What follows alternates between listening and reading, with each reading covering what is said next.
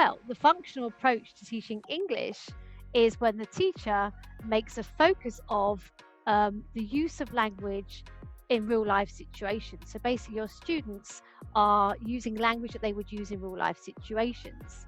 This language is designed to be practical and useful for your students.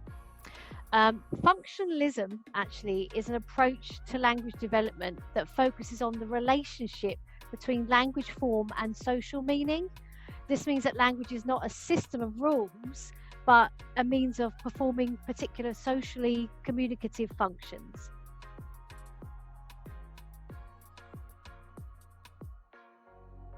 Yes, the functional approach can be used to teach all levels. The functional model of language teaching is applied when language is used for meaningful purposes and to carry out authentic functions. Regardless of the level, your students will need to be able to communicate in a variety of situations in the real world.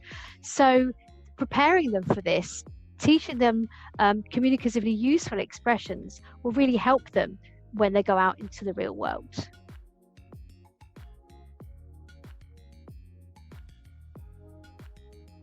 Well, it's important to teach functional language because, right from the beginner level, your students are presented with exponents of high communicative value.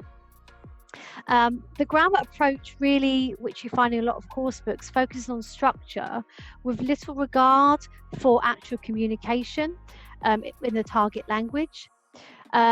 So I would say that now course books are changing and they do contain some kind of functional language syllabus within them, alongside a focus on grammar and vocabulary.